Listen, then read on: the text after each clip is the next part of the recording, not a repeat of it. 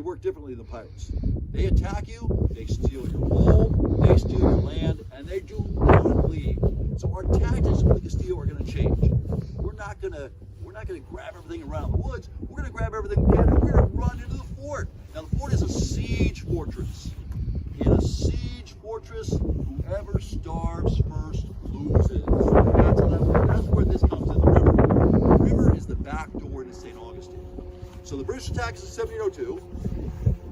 Everybody grabs everything they want to keep. They're grabbing all the food, bringing everything they can to the fort. Meanwhile, a group of soldiers get in their boat, and they're going to head on out to get help. So they're going to roll on out here, go out the inlet, turn right, head south to the next closest Spanish town. So 1702, where do y'all think they're going? Where's the next closest Spanish town? It's a big city, still exists south of us. Where do y'all think they're going? Name some cities south of us. I'll let you know if you hit it. Daytona. Keep going. Keep going. Cuba. We are it for Spanish cities in Florida. St. Augustine, we're it.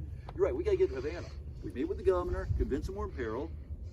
He gets the fleet, the troops, the supplies together, and they come back up to save the day. Now, when they get off the inlet here, they slow down, drop the boats in the water, load the supplies in the boats, and they start working their way up the back door here to get in behind the British, while the ships and the troops continue on to take on the British armies. That's what happened in 1702. We win.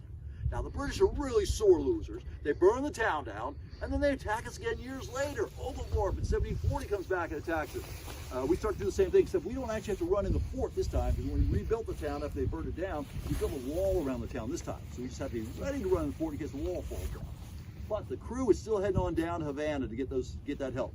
So they're down there, they load up the ships, the troops, the supplies, they come on up here. But when they get off the inlet, Oglethorpe has put warships out here. He's blockaded our inlet. We can't get supplies into St. Augustine. So they leave a message. They're going to retreat south to Mosquito Inlet. They leave messages over there. Protestant Reformation going on. So some of the Huguenots over there in France jump on some ships, head on over, and they land just north of us on the St. John's River, about 50, 60 miles north of us.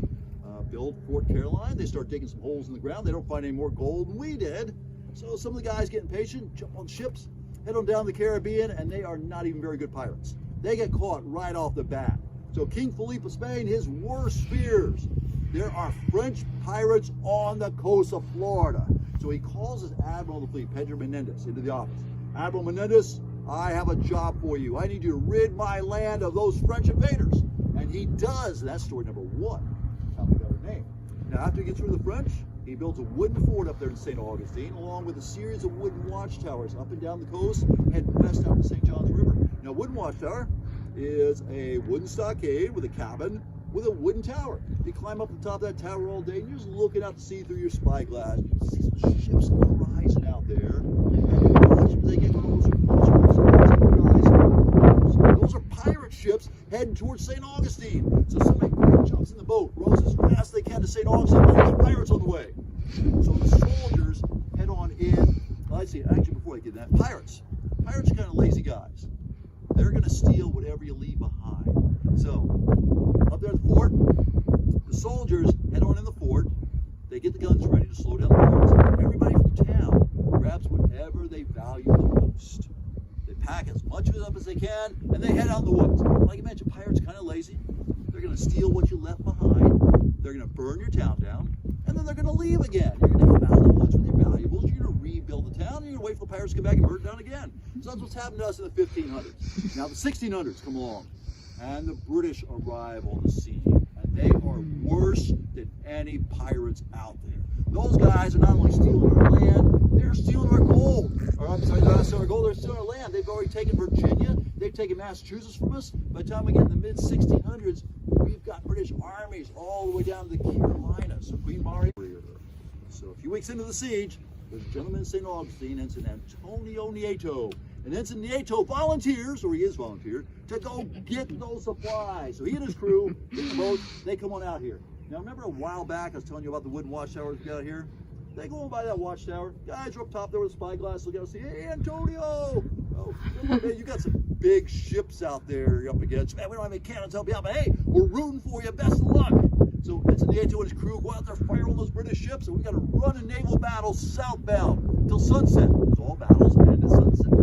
They continue on, they find the supplies, they slip in behind behind the British, and we win again. So in the 1600s, when the Castillo was finished, we know how important the back door to St. Augustine was.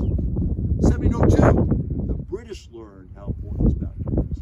1740, we learned that the British learned how important this back door was. We almost lost. So that wooden watchtower is not going to make it any longer. That's where you get a fortified Spanish watchtower. Fortified. It's stone. We can stand up against it. It's a really tall tower. You climb up there, you can see miles out to sea. But more importantly, we now have guns. We can control it. Oglethorpe was so upset that he lost that 1740 siege. Now he hears that we're going to be building a fortified Spanish watchtower down here. He said that is not going to happen. He sends his warships down here to destroy it while it's under construction. So they get out here, they see we're starting to build it. They drop the boats in the water, load them up for the soldiers. The soldiers come in to attack. What they don't realize, we just started building the fort, building it up. We have finished through the gun deck. And we now have guns. So we fire out over those British boats. Those big boats turn around, go back to the ship. Ships turn around, go back to Georgia, and St. Augustine has never been attacked again. So even before it's done, it's already fulfilled its mission. This is the back door to St. Augustine. This is the key to the back door. With this in place, we control the inlet. This is a safe harbor. If you're Spanish, you're welcome to come in under the protection of the guns. If you're not Spanish, you have no business anywhere near here, and you need to keep going. So that is why they built a fortified Spanish watchtower here. Now, we're going to head on up, do some exploring. A couple safety notes beforehand, though. Fairly steep staircase climbing up here, so please take your time, watch your step, use the handrails, but these are rough wooden handrails. But our effective range on this gun is about 1,000 yards. Back when the fort was built, the inlet was over behind where the boulders now. That was well within a half. Wow. Yeah. Okay.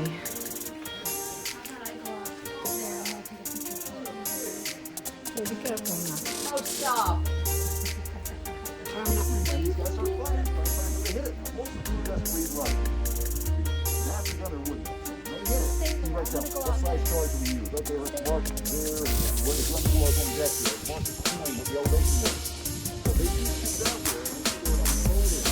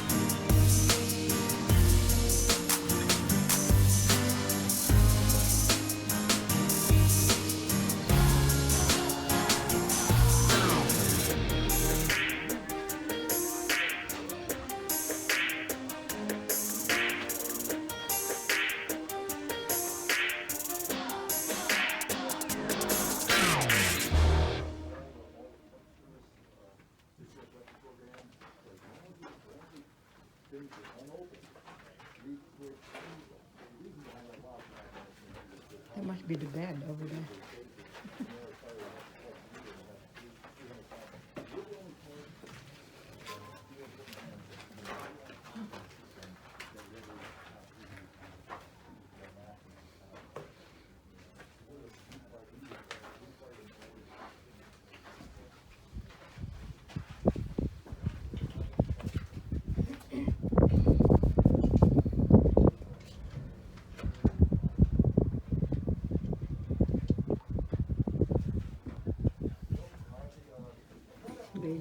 This is the bed. Read the thing. Oh. Oh my God. There's a couple of them. Yeah. And they even have the carpet.